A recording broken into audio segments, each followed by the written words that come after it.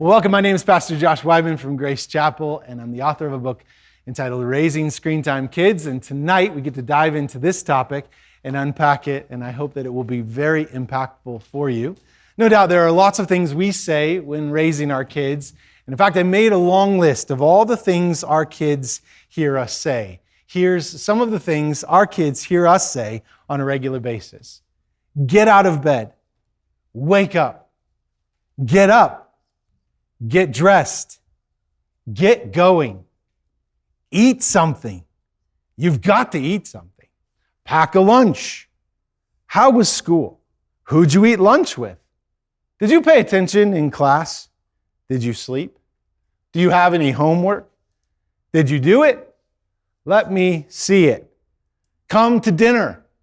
Come to dinner. Get to the table now. Sit down. Sit up. Sit back. Don't lean back on the chair. Get your head off the table. Get your foot off the table. Use your napkin. Use your fork. Move your glass away from the edge. Move your glass away from the edge. Get a towel. Where are you going? Who's driving? Will the parents be home? Wear your seatbelt. What do I look like? An ATM? Take a coat. Take a sweater. Take one anyway. Turn it down. Turn it down. Turn it off. Ask your mother. Ask your father. Clean your room. Make your bed. You're not going until it's clean. Where did you get that? Take that off. Put something on. Go change. Pull up your pants. Well, I like this one. If they jumped off a bridge, would you jump off the bridge too? Don't do that. Because I said so. Because I'm the parent. I said no. What don't you understand about no? Who killed me and made you dad? You love him. Do you even know what love is? What do you mean you don't know? Close your mouth. What are you, a codfish? Get that out of your nose. Go to the bathroom. What do you mean you have to go to the bathroom? You just went to the bathroom. Quit hitting your sister. Excuse me, or one that I heard often, when I was your age, what happened to your hair? What happened to your clothes? What happened to the car? What happened to your room? Say something. Be quiet. No phone. No TV. No iPad. You're grounded. Or the all-popular, this is going to hurt me a lot more than it's going to hurt you. Or, I hope you have a kid just like you someday. These are some of the things that our kids hear us say.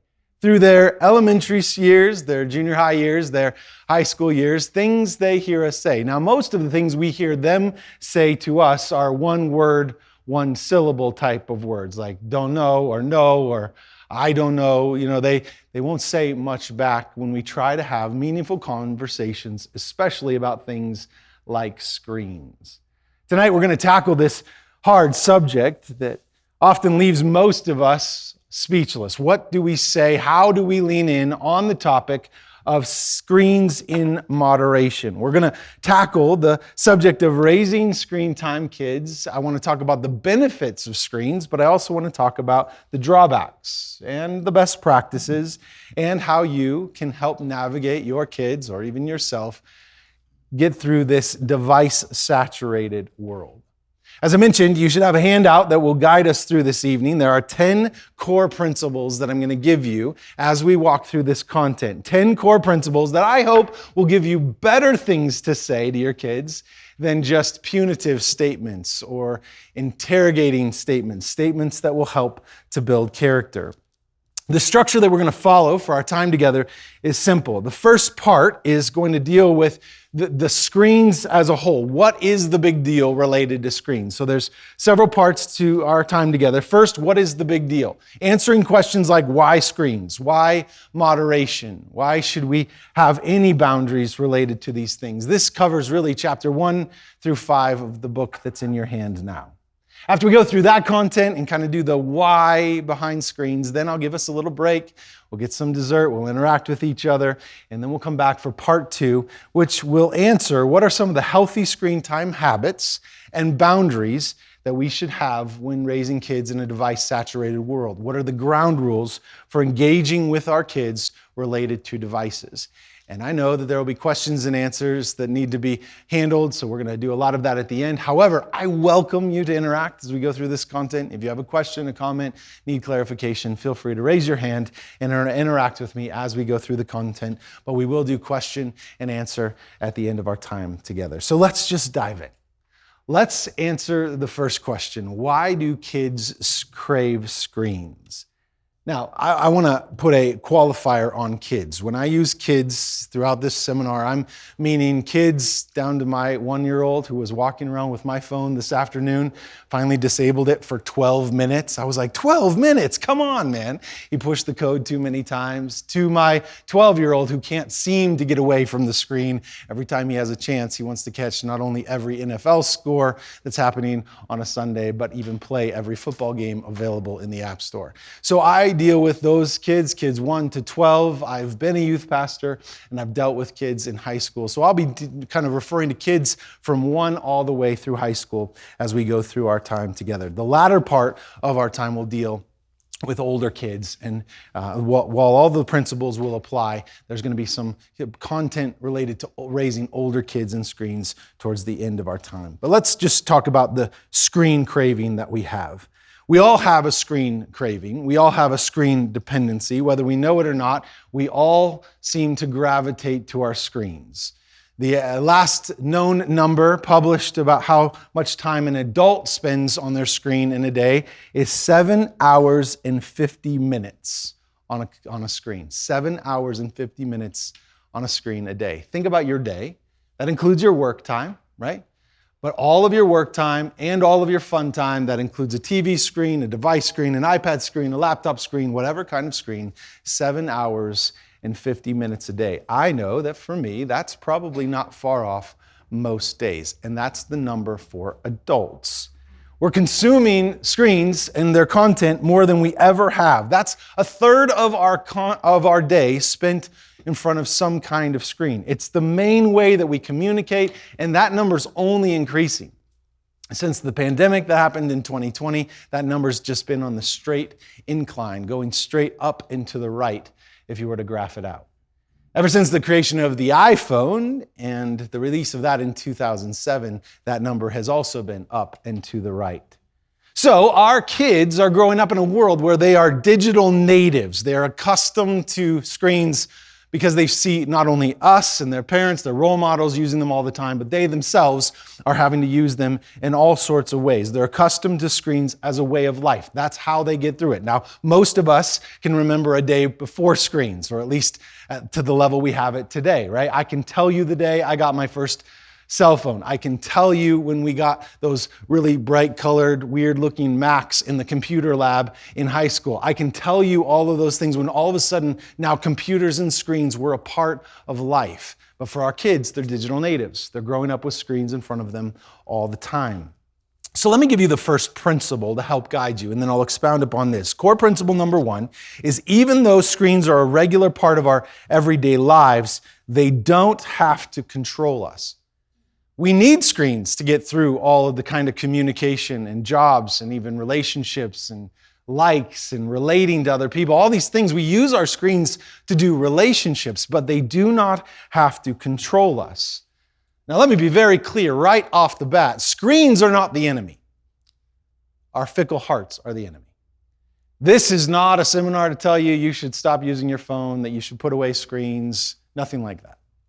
But it is to prick your conscience to say, let your fickle heart remember who is to control you. It isn't your screen or the content through your screen, but rather it is Christ and Christ alone. Screens have become the new playground for this generation. Speaking of kids, they're the playground where our kids hang out, they have relationships, they have fun time, but that means they're also dangerous. Just like the playgrounds used to be the place where predators would go and camp out to take advantage of some small child, so screens and the digital world has become the place where predators and those who have malice intent are going after the next generation. 1 Peter chapter 5, verse 8 says this, "Be sober-minded, be watchful. Your adversary, the devil, prowls around like a roaring lion, seeking someone to devour." No doubt that's true when it comes to our devices. Satan is having a heyday when it comes to all of us having a device in our hand that at any moment he can tempt us to look at things or waste time or go down a path of thinking that he would like to propagate in our life that is altogether opposite of what Christ wants us to be thinking or doing. The devil, he prowls around like a roaring lion. He's our adversary. He's against us, and he's using devices not only to get us to think sinful thoughts, do sinful things, and have sinful motives, but ultimately also the next generation. So then, we must have moderation. We must have moderation when it comes to our screens. What is moderation? This book really is built on the premise of moderation. The Bible has a lot to say about it, so I'm going to bring that up throughout our time together. What is moderation? If I were to define it, it would be this. It is the virtue of tempered conduct, especially the avoidance of extremes. A couple key phrases in that definition. Tempered conduct. It's me being self-controlled. Now, if you'll remember, the virtue of self-control actually comes from the Holy Spirit. It's one of the fruits of the Holy Spirit. Self-control isn't me just controlling myself, but it's the Holy Spirit empowering me to be controlled, to have self-control, which is tempered conduct. My conduct is reasonable. It's balanced. So if I'm going to have moderation, then I must have tempered conduct or self-control. But specifically, I must be avoiding extremes. So going to the extreme of being consumed by content or consuming too much screen time, that is an extreme. Going to the other extreme to say, I'm going to have no screens. I'm done with this. I'm not going to live in the 21st century and I'm going to be away from all things. Well, that would be another extreme. What I'm advocating for is some level of moderation, realizing the world that we live in, realizing that we are surrounded by a digital age, but also not giving ourselves into the prowess of the devil who wants so badly to pull us away or to get us into some kind of extreme that would take over our mind, our motivation, and our emotions, our heart.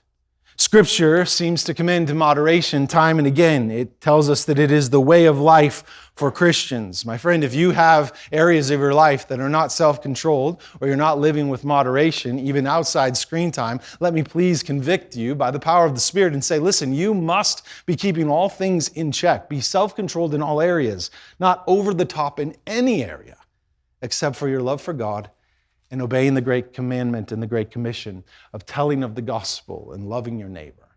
We must have moderation in all things. The Bible stresses that and commends it for us. In fact, I would tell you that a person who is self-controlled and who has moderation is a key example as a disciple. They should be commended as a disciple. My three mentors, I have three mentors who are so impactful in my life. And these three men are constantly self-controlled, moderate in all of their behaviors. They're seeking Christ in all things. One of the reasons I look up to them so much is there is no extremes in their life. They're just constant in their followership of Jesus Christ. Eugene Peterson talks about a strong obedience or a long obedience in the same direction. That's the call of a Christian.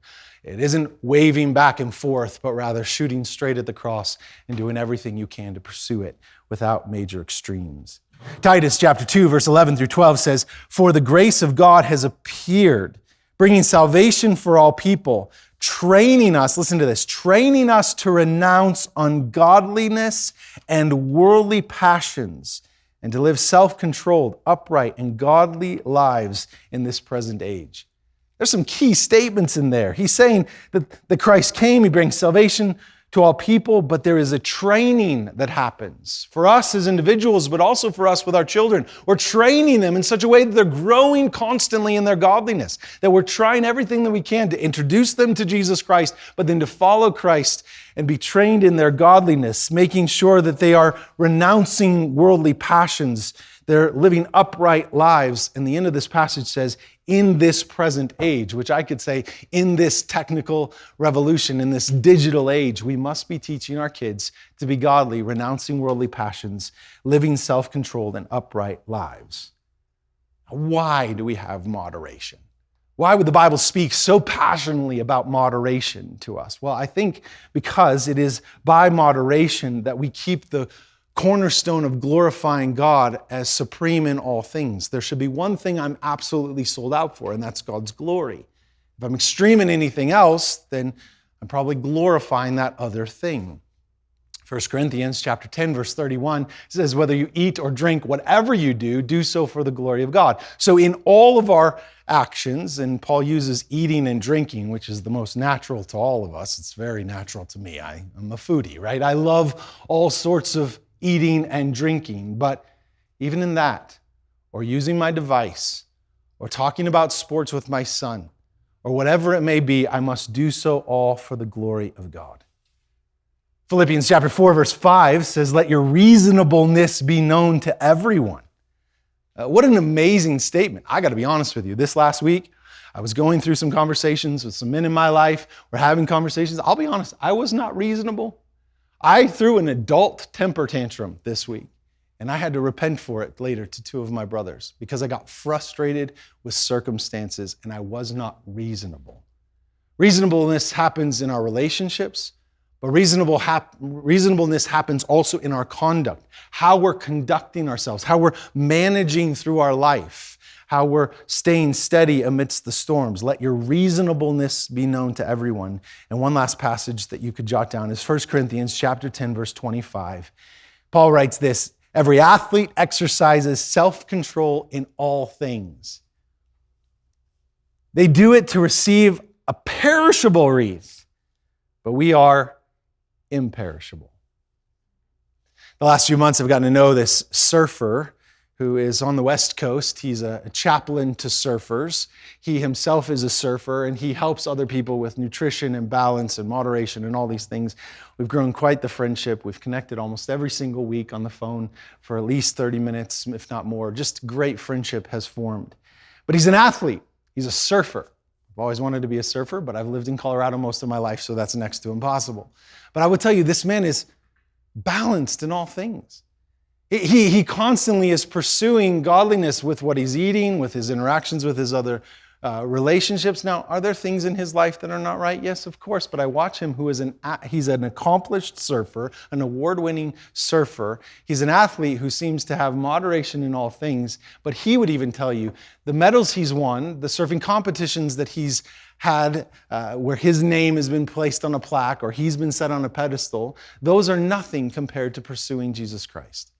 He's a Christ follower, and I hope you are as well. Pursuing Jesus Christ is better than any medal, anything you will ever achieve. Yet when we pursue something in the athletic world, it seems we can be reasonable, balanced, exercise, try all sorts of things.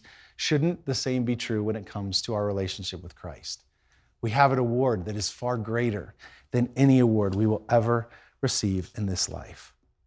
So that's moderation. A word about moderation in the midst of this first section. Why kids crave screens? They crave screens because they are technologically fit or are natives to a world that is digital all around them. So they're only craving what they see modeled for them. The Bible says to have moderation. We must, but we also must teach them to have moderation. But why do they crave screens? What's happening physiologically in their minds that causes them to crave screens? Well, I'm glad you asked. It's something called the dopamine effect. It's very clear. I expound upon this in the book. The dopamine effect is the release of dopamines, basically the feel-good hormones that happen in our bodies. Our mind chooses to release them when we see something or have something that we think feels good or brings pleasure. The dopamine effect is very real. It's not just for addicts. It's not just for those who consume drugs.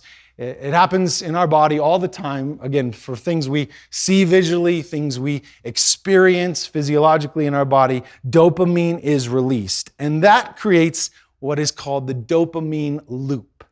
The dopamine loop is defined this way. It is a habitual chain of activities that we engage in to force our neurotransmitters to fire off a shot of dopamine. It's a short-term feedback loop that all of a sudden squirts out the dopamine into your body. Your brain says, come on, release some dopamine. That dopamine squirts out into your body. Actually, the gland's mostly in your abdomen. Now that causes you to feel good. It's running through your body, and you're going to do whatever you can to continue that feel-good feeling.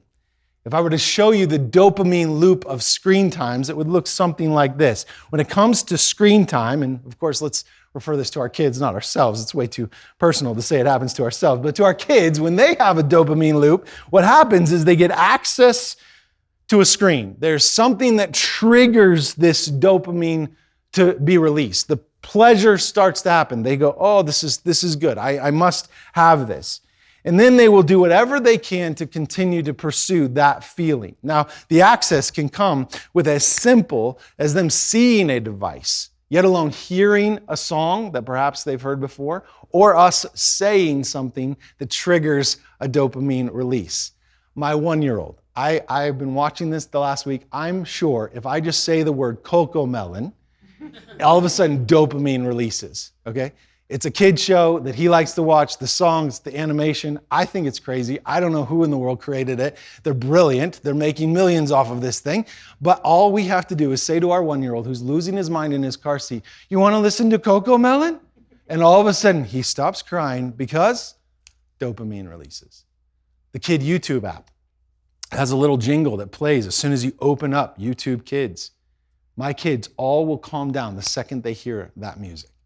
These are dopamine releases, the unlock of a phone, the ability to get in, to have it. That initial hit happens. So the access is what triggers the dopamine. Then ongoing activity with that screen releases the feeling of reward. That gets more intense the longer it lasts. The more time they have with that screen, the more the dopamine is flowing, and they're like, oh, I can't let this go. I have to continue to fight for this.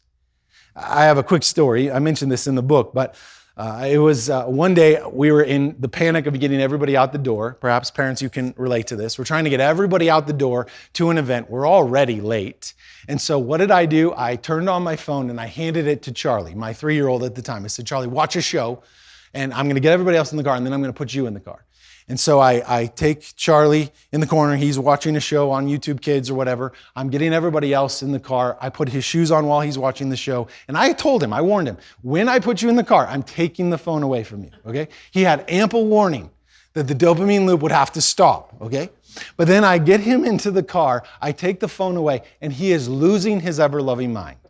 I have him hanging over my shoulder like the firemen carry, right? Getting him to the car. I'm slamming him into his car seat. I'm buckling the straps onto his chest, trying to hold him back. I'm pressing on his shoulders, and I say this simple statement, this feels like I'm wrestling a demon.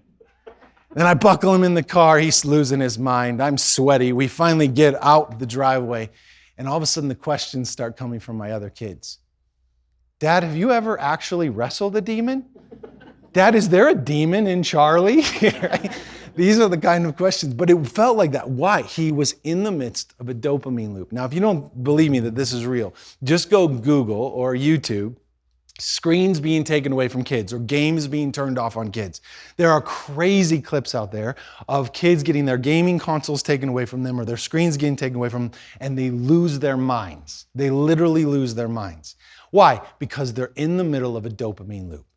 They were given access. The ongoing activity caused it to be more and more addictive, harder to stop. When the activity ceases, the dopamine decreases, but it does not fully stop. It decreases, but the craving remains.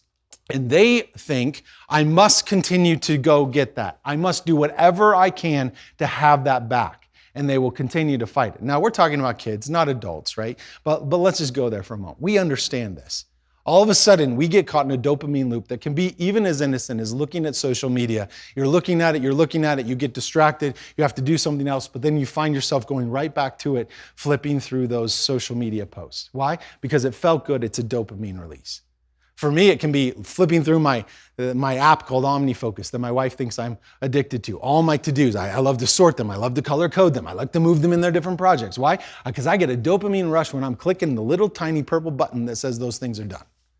We have these that happen in our lives. The ongoing activity makes us say, I got to get back to that. The activity ceases. We try to get back to it. The desire doesn't go away. And then we have two options when we get back to the top of that loop. Either we wean away from the dopamine. We literally give ourselves some space, or our kids some space, or we give right back into that craving. So for my kids, when I see a dependence on screens, last Saturday was a prime example. I swear my 12-year-old son must have spent over 7 hours on his screen. Every time I turned around, he found a new football game. Every time, it didn't matter which of our devices, my phone, Molly's phone, an iPad, it did not matter. He found a way to get into every single one of them and continue to play these games. And I was just trying to do my everyday Saturday father chores, and I would come around and find, wow, he's on a screen again. So I took it away from him for 5 days. He lost it until this last weekend.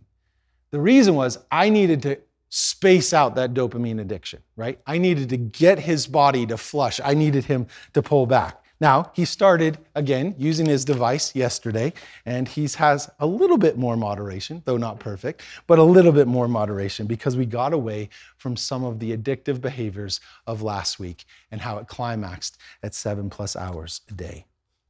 Here's a quote from a lady named Laura Vinopal, a health journalist in New York City. She explains the dopamine loop. She says, dopamine is a neurotransmitter that works by traveling between different synapses and neurons in different parts of the brain that control when and how people eat, sleep, move, learn, and maintain attention. When people are triggered by some sort of external stimuli, like Paw Patrol or methamphetamine, a rush of dopamine is released through neural pathways to the reward system. This tells a person what they're doing feels good and they should do more of it. Yes, Paw Patrol or meth, these things she compares, both of them trigger the dopamine loop. It's not only a problem for kids, it's obviously something we face as well, and we can have a dependence upon screens and devices, and we respond to that trigger over and over again, giving our time and attention to something that probably is not ultimately glorifying the Lord. Part of the problem. Don't worry, solution is coming. Let's go to the next section, the good, the bad, and the ugly. I won't spend as much time here or on some of these. The dopamine loop and moderation are things you need to understand as foundational to these other 9 principles that I'll give you. But let's talk about the good, the bad, and the ugly of screens. The core principle number 2 is this. Screen time, in and of itself, is rarely the problem. How we see God, ourselves, and other people as a result of our screen time often is the problem. So putting this in the context of your kids having screens isn't necessarily the biggest problem, but what they're interpreting from what they're seeing on the screen, that is what should cause you the greatest concern. Kids today, studies show, see over 16,000 images a day within an 18-hour period of time. 16,000 images. Many of those images are telling them what they should do, how they should act, what they should be, and we must be mindful of what's being pumped into the minds of our kids. What they are consuming is forming their view of self, their view of authority, and I would even submit to you, their view of God, how God interacts with us and His rules and guidance for us. Proverbs chapter 3, verse 21 through 22 says, "My son, do not lose sight of these. Keep sound wisdom and discretion, that they will be life for your soul and adornment for your neck." Here is this fatherly figure speaking to his son throughout the book of Proverbs, saying, have wisdom and discretion. Not just wisdom, but wisdom and discretion as the adornment around your neck. We must help our kids understand that them being balanced, them having moderation, them having wisdom related to what they're seeing on their screens is one of the greatest life principles and opportunities you have as a parent. They should get this for themselves. They should understand that they're going to live with screens the rest of their life. If they can have discretion related to it, wisdom related to the content that they're getting from it, they will be better adults and hopefully better followers of Christ. Letting screens into our home, it's real. Our kids will sneak around with screens. I've woken up in the morning, wee hours of the morning, thinking I'm the only one awake, doing my little pour-over coffee. I'm standing there in the kitchen, waking up one brain cell at a time, and all of a sudden I hear voices coming from a little speaker, like a little computer or phone speaker, and I find some kid hiding behind the couch, like an addict, right? Who woke up in the wee hours of the morning to get himself or herself some more screen time. It comes into our house, and we must teach them, hey, there's a balance here. We must know how to have discretion related to our devices. I call my kids at times cyber hackers, right? They have a way to just hack into my phone or hack into digital content in ways I'm like, how did you know that? At 4, like, how did you get that, right? The stats are that nearly half of our kids, 8 years and under, have their own tablets or devices. Nearly all kids at 16 years old have their own devices. That's totally different than the world that we grew up in. Kids today spend an average of 2 hours and 25 minutes on their screen outside of school activities. That's a lot of time for them to be taught something, see something, or influenced by something that's telling them who they should be, how they should act, what authority is, and how God relates to them. Now let me be clear. Quantity is a problem, but I'm not sure that quantity is the biggest problem. Quantity is something that we should watch. And obviously the premise of my book and the title of the book is Screen Time Kids, watching the time and the amount of time that we have on screens. Screen time is important, but the content is something we should pay attention to. Now, let me just give quickly the good, the bad, and the ugly. The good related to our devices. The good is that our kids are connected to other people in ways that the other generations haven't been connected. They can see things, be exposed to things, talk to grandma in another state through FaceTime. That's unbelievable. They have connectivity that we never had. How often have you been sitting with your child and they ask you a question and you don't know it? So you either overtly Google it or ask Siri, or covertly Google it and then answer their question, right? We have access to information quickly. We have access and connection to other experts.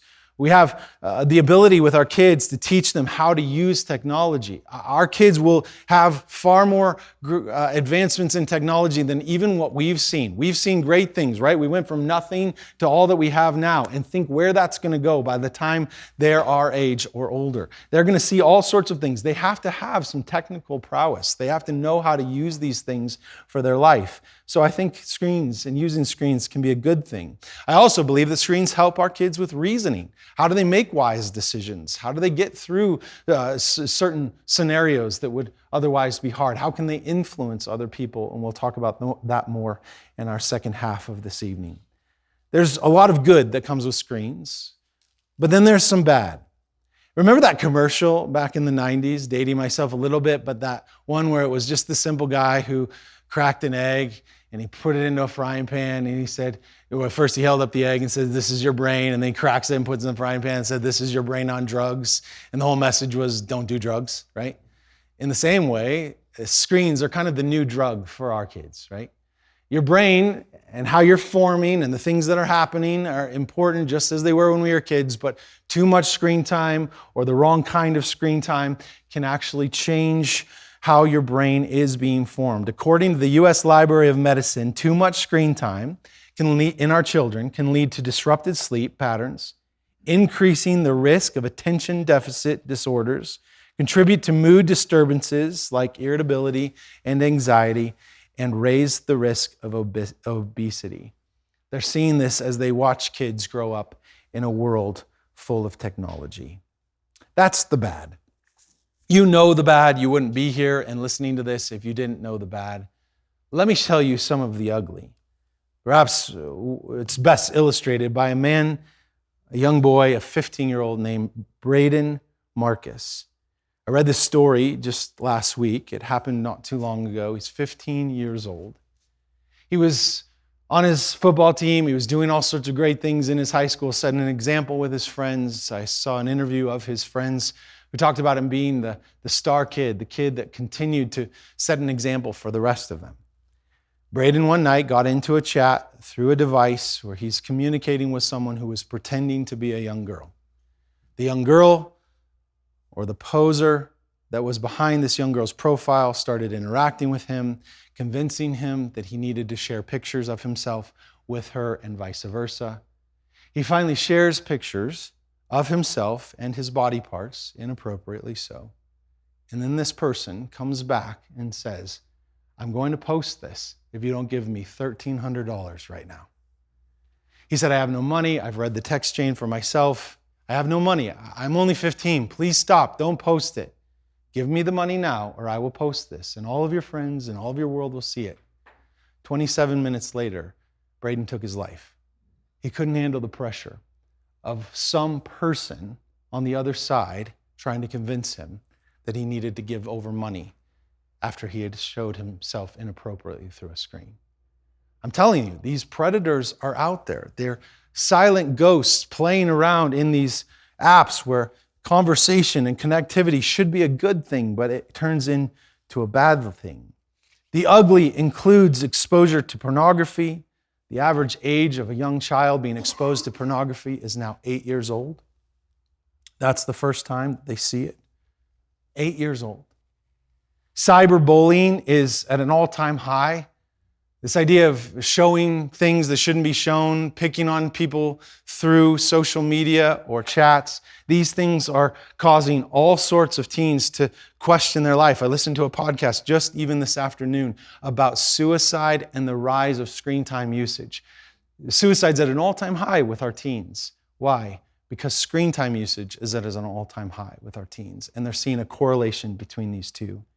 Corrupt images of vanity, images of violence, images of people being violated and that somehow being okay, images of same-sex attraction or gender changes. These things are all being exposed through screens to our kids as young as 8 years old, if not younger.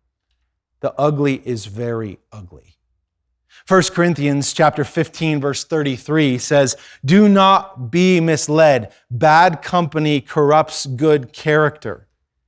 We could go on saying, well, these apps are innocent and they're just connecting with people in a new way. And while I do believe all sorts of these apps, from Snapchat to TikTok to Instagram to WhatsApp, all these different apps that have come out allowing connectivity or the sharing of life, while they had good intentions or there can be good intentions with them, we must understand it's so easy to be commingled with someone who has corrupt character, and corrupt character will corrupt morals and can corrupt our kids as well.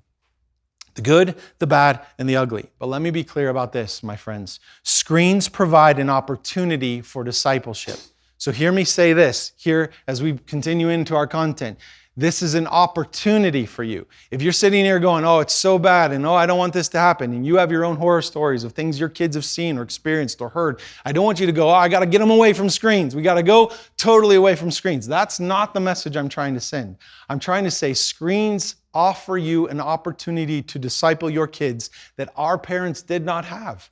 You can have conversations now with your kids about content even at a younger age than our parents ever had the opportunity to have if they had those conversations at all.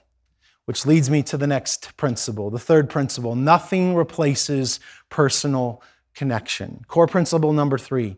Face-to-face time with your children will help you reach their hearts, not just their minds. I was journaling at the wee hours of the morning this morning before I worked on my sermon and did my normal Sunday morning routine. I was journaling and reflecting on my grandfather. It came because I was thinking about my own connection with my son. I was very burdened about him and his soul this morning. And so I started thinking about my grandfather. My grandfather's 93 years old. He's raised 6 kids. He has over 45 grandchildren, I think, great-grandchildren. He has 23, I think, first-line grandchildren, of which I'm one of them. He's been exceptional in his life, playing with his kids and playing with his grandkids and playing with his great-grandkids. He's constantly having personal connection. I can tell you stories about my college years and he and I canoeing down the river in Waukesha County, Wisconsin, trying to make memories together. The whole while his helmet is scraping on the bottom of a bridge as we try to go under this bridge and follow the high waters of the river. The memories that we've made, the way he played with me, the personal connection, nothing can replace that. And the same is true for you and your kids. It's important for you to be a parent. It's important for you to give them guidance and rules and all sorts of things, but you must be having fun with them, playing with them, and developing a relationship. Fathers dating your daughters, mothers dating your sons, having time with them. Now listen, parenting is hypervigilance all the time, is it not? We constantly have to be hypervigilant. Why'd you do that? Why are you doing that? Don't do that. Stop doing that, right? But there has to be moments where we stop and say, I'm not going to just correct every wrong behavior or speak to you about every right behavior, but I want to have an emotional connection and affect your motivations in life. Galatians chapter 6, verse 9, it says, and let us not grow weary in doing good. Parents, this is for you. Let us not grow weary in doing good, for in due season we will reap if we do not give up. We can't give up on parenting. We can't let our guard down as it relates to devices or anything else. We must continually be in tune with our kids, knowing their needs and how to continue to form them. I spell parenting a 4-letter word, F-A-S-T. Parenting is so fast. It's going so fast. In fact, that was part of my conviction this morning about my own son. It's such a short period that we have as we steward these lives that God has entrusted to us. And the most important thing that you can give your kids is not gift wrapped. It doesn't come by purchasing something in the app store. The most important thing that you can give them is time. It's not possessions, it's time. Let me speak to you, parents of younger kids, playing with them, getting into their world, bonding with them, teaching them, processing life with them. It's so important. They're so formable up to the age of 13 to 15. There's kind of this receptivity curve where they are so receptive. You're their hero. They want to hear what you think. They want to play with you. They want to have fun with you. They want to mimic you and be like you. Even this afternoon, I took a picture of my 4-year-old as I got home from church, and he had my coat on and my shoes on, and he stood there on the couch, by the couch, totally engulfed in my coat. And he said, Dad, I'm a preacher. I like that. A 4-year-old wanting to be like me, but when he's 14, that may not be true. You see, they're receptive till 12, 13, 14. Then that starts to wane off. They start to push you back a little bit because they want to test what you've taught them. They want to be able to say, is this really reliable? I want to know what I believe. Mom said this, Dad said this, but what do I think? Do I believe this thing? It doesn't mean that you back out of their life, but you might start changing your role. You're still there as their parent. Never stop being their parent. Some people try too hard to be friend and they lose the role of parent. I'm not advocating for that. But you should share your life experience with them. You should be talking to them about what you were thinking at their age. You should be having conversations about them and their friends over camping together, meals together. Maybe even go do shared experiences where you know it will lead to conversation. Take a class together somewhere or serve the church together. Do something that allows for shared experience and conversation to happen. My parents were extremely intentional in this. My mom would take us off to have dinner, and we would drive to Fur's. If you grew up in Denver, you might remember Fur's. It was a buffet. Oh, their fried okra was amazing. But we would drive to Fur's, not the closest Fur's. We would drive to the Fur's that was 40 minutes away, just so that we had windshield time and could talk. My dad would do similar things, take us on camping trips where we're stuck in the woods with nothing but a pocket knife and really bad food, but good conversation. We must find ways to get into their life. My dad had this green chair in his office. It now sits in the corner of my office. It's the most sought after thing of all of my siblings that we want from my parents. It's this green, hideously ugly chair that my dad got out of a dumpster in his bachelor days. The bottom has fallen out of the chair, and he took a piece of plywood and just screwed it back up. It's not pretty. It's rough to the touch.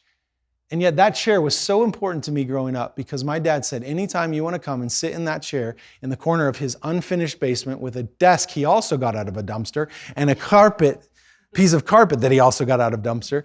This unfinished basement had the green chair in it. And he said, if you sit in that green chair, I'll stop whatever I'm doing. We can talk about whatever you want. No agenda. Let's just have a conversation. That green chair was so important to me, to my brother and my two sisters. And I advocate to you that you should have a green chair in your life. Somewhere where you can have unhindered conversation. It isn't about a lecture. It isn't about you somehow speaking to them about all the things that should change in their life. Anywhere a green chair is what I say in my book, Dad, If You Only Knew. We all must have a green chair in our life when it comes to teaching our kids, a willingness to drop agendas and have a place to talk about life.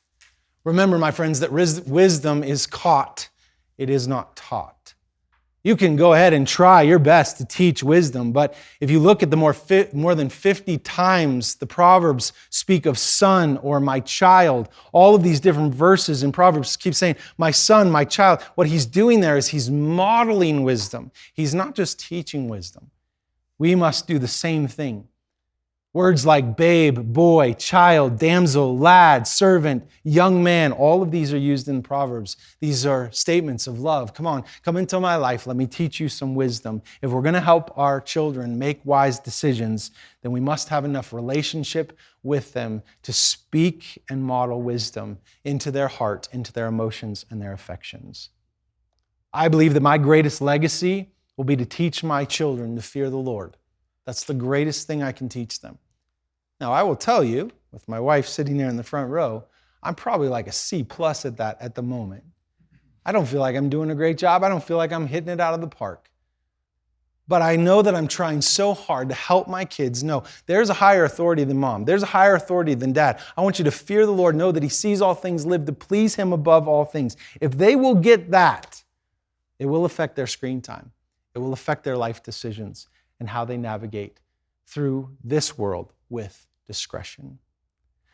Principle number 4, raising responsible and Christ-like digital citizens. Let's talk about that. We raise our kids to be moral, but it is more important that we raise our kids to be Christ-like. Yes, I want them to make good moral decisions, but I want them to be Christ-like. This is in all spheres of life, including being a good citizen digitally. You're going to hear me talk about digital citizenship here in this section. I want you to know they're living in a world digitally, right? The metaverse is expanding. The commercials are happening. People are now interacting in a digital universe. Yes, that's a real thing and coming all the more every day, but they're living in a real universe where digital aspects are constantly at play. Technological ways of relating are constantly at play. So how do we teach them to be more Christ-like in their approach to these things, devices and relationships through technology? Well, principle number 4 is that being responsible with screens is a discipleship opportunity, not a parenting obstacle. So my mindset has to change. If I'm going to teach them to be responsible, I have to see this as an opportunity, not an obstacle. Proverbs 22 verse 6 says, train up a child in the way he should go, and even when he is old, he will not depart from it. This idea of the way he should go is the way that pleases the Lord, the way that glorifies Christ in the world that your child lives in, with the needs that your child has, the uniquenesses of your child. Raise your child in the way that will please Christ, and they will not depart from it. Let me give you some tips for helping them be responsible, Christ-like digital citizens. First is this: be mindful of their age and their maturity. Help them make decisions that are wise for their stage of life, for their development, and for their uniquenesses. Tech choices, the choices that a child has to make, they can expose a young person to higher levels of mature content. They have to reason or have discretion related to the things that they see. Now, these things can be confusing to them. They can be overwhelming. These things can be changing for them, and you are to do your best to help speak into these opportunities, being mindful how old they are and the maturity. You might have someone, I have children like this, I have a child who's more mature than she is to her age, if that makes sense. She's very mature for her age. There's things that I can trust her with, even on a device, that maybe I couldn't trust another one of my children with. So we have to know our children. We have to know that if we just give them carte blanche access to everything, it will end up affecting them and changing them. We had somebody in our life that was very close to us. We watched this 12-year-old be given her phone on her 12th birthday, and she went from the child we knew, rather innocent and maybe at a regular 12-year-old maturity lifestyle, then move into a lifestyle that was altogether different because she was exposed to all sorts of things. The way she dressed, the way she acted, all sorts of things changed in her life just by giving her access 24/7 to a device. I'm not criticizing her parents' decision. I'm just saying I watched the child change. Perhaps she was given something too early or that didn't match her age and maturity. So we must be mindful of the age and the maturity of our child. The second thing that we must do in helping our kids be Christ-like digital citizens is that we must be present and engaged. We must be aware of what's going on with their devices. You should be watching their screen time, how much time they're having on their device, what they're looking at. I scroll through regularly all of the history, yet alone the YouTube history, what's been seen. I'm constantly aware of what my kids are viewing. Their devices are tied to my devices. I can see what's happening at any given time. I also know that there are devices that are hidden behind false apps. So you should be also, if you're raising someone who has their own device or a teenager, you should be looking at their device. You should be opening all the apps. You should be clicking through things, seeing is there a false app that actually is hiding something else that's happening behind there. You should spend time with their device. You should know what's happening in their world. Now you might say, well, that's an invasion of my child's privacy. And perhaps your line is different than mine. My line is, you're their parent, you should invade their privacy. There are things that you're going to do, that you're going to step right into their world and say, I'm doing this because I want you to have wisdom and discretion. I want to teach you, I want to disciple you, but I also want to know what's happening. Be present and engaged with their devices. I find that teenagers actually are more affirmed when their parents are further involved in their life rather than pulled away. One of the things that I found in my book, Dad, If You Only Knew, was that teenagers said to me, if my dad is just more involved in my life, I actually feel more loved by him. Fathers think, well, I'm going to give them space. I'm going to let them be their own. No, they actually are saying, Dad, be involved in my life. Be more in tune with what I'm being exposed to. Lean in on the hard and awkward conversation. A thing you should be doing to help raise the responsible and Christ-like digital citizens is affirm positive choices. Children often want to know that you're aware of their good behavior and that you're not merely pointing out their missteps.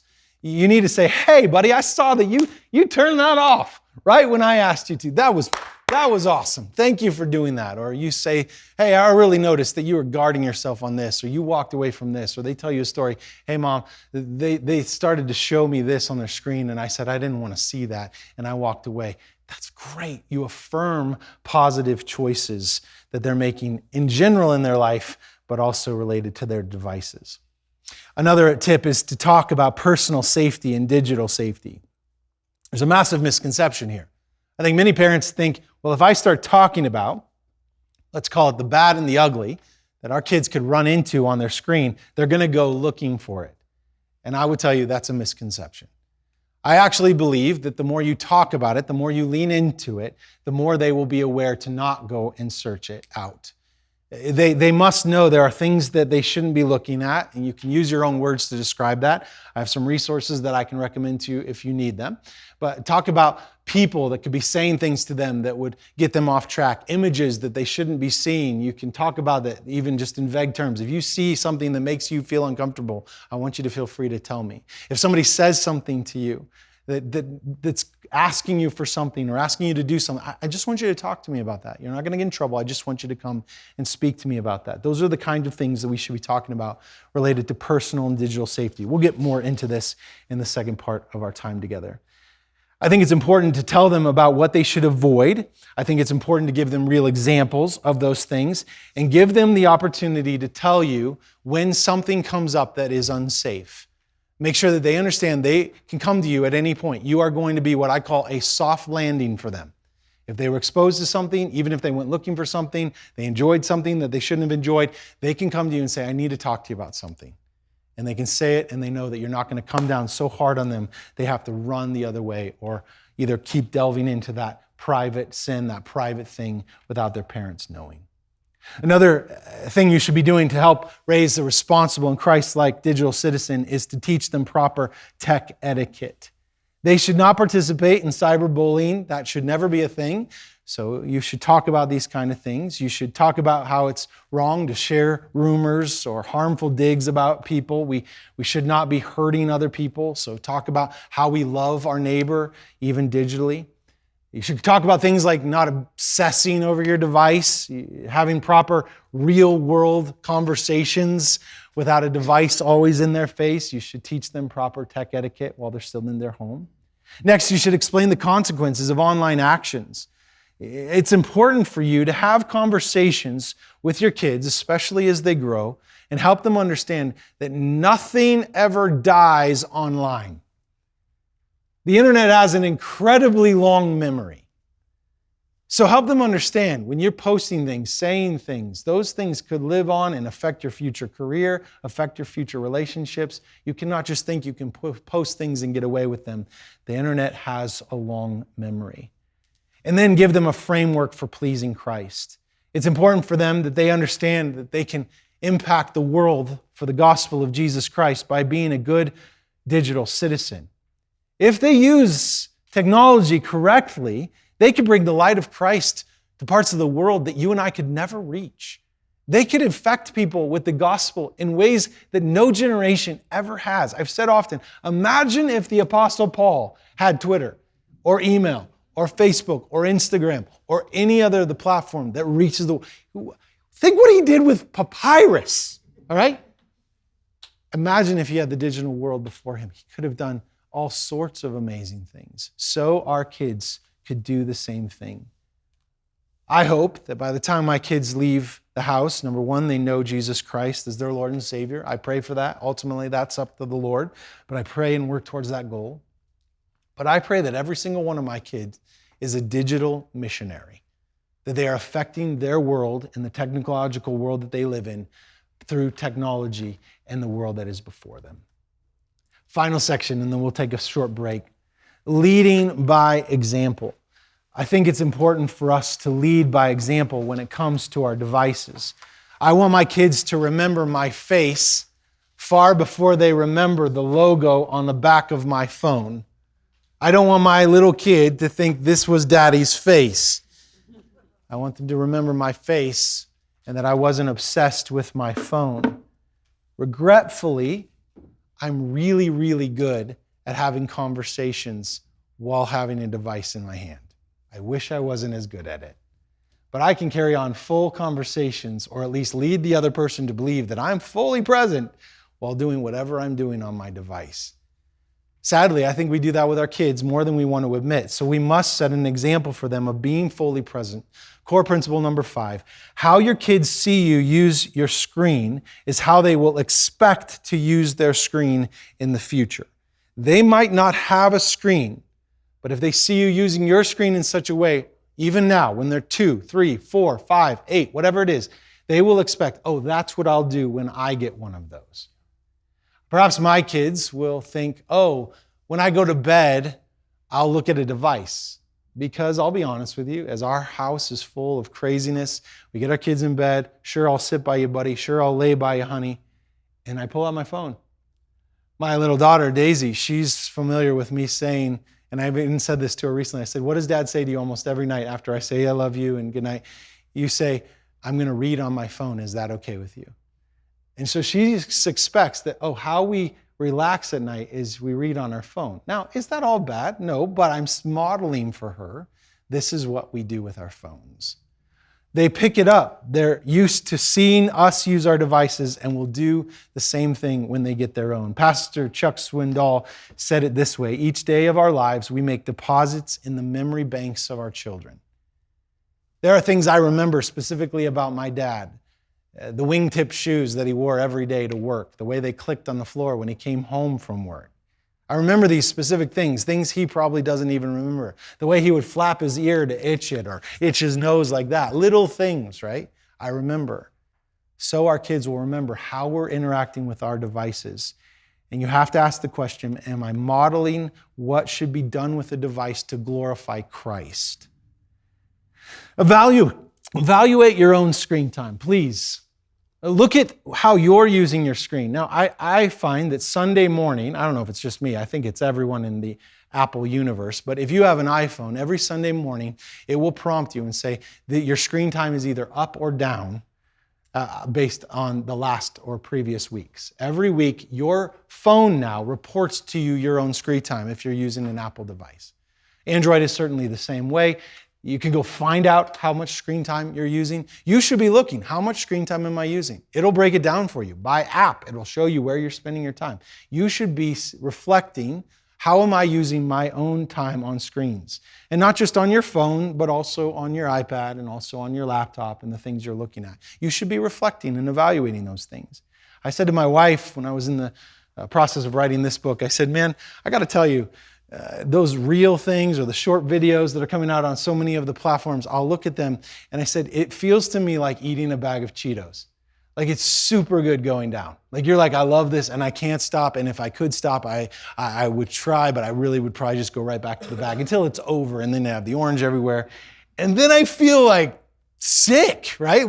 How did I do that? Why did I just consume that whole bag of Cheetos? That's what it feels like sometimes for me when I get caught into just letting time go by and wasting it on social media apps. Now that's for me. So I got into some conviction periods of my life. This has happened several different times where I've deleted all sorts of apps from my phone, or I've gone through deleting those that I know are consuming my time simply so that I will come back and put myself in check on my own behavior. I also on my phone have my personal settings pretty tight. At 6 p.m. every single night, my personal settings come on, which means there's only all of my immediate family who can reach me by phone and my assistant and my executive pastor. No one else can get through, even the phone. They can get to the phone, leave a message, but I have to go check it to receive it.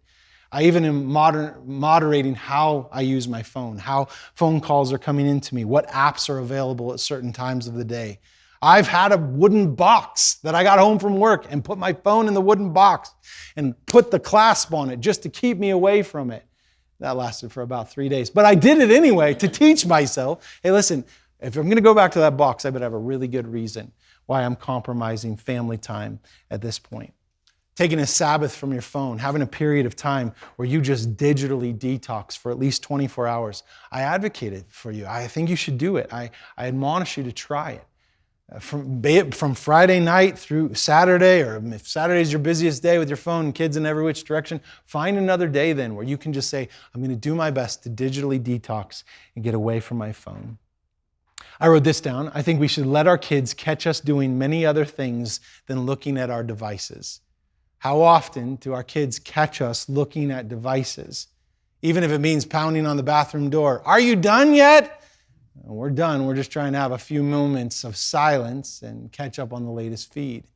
Wouldn't it be great if our kids caught us in our Bibles, or caught us reading certain books, or caught us working on certain relationships, or even house projects, or doing things that will better the household than just simply consume our time? 1 Corinthians chapter 11, verse 1, an appropriate passage for leading by example, says this, be imitators of me as I am of Christ. Paul says, follow me as I follow Christ. Friends, if you're looking for a Bible verse to be the rudder on your parenting, that's a good one to consider. Your kids will imitate you, but may they say, oh, I want to be like my dad because he followed Christ, and I'm following Christ, not just my dad. Oh, I want to be more like mom. Mom lived to know Christ, and I want to follow her example. I want to love Christ all the more. Be imitators of Christ and let your kids follow you as you follow him. This verse, my friends, should be the heart of why it is that we strive to have balance when it comes to our screens. We're modeling for them a lifestyle of moderation and pursuing Christ above all things.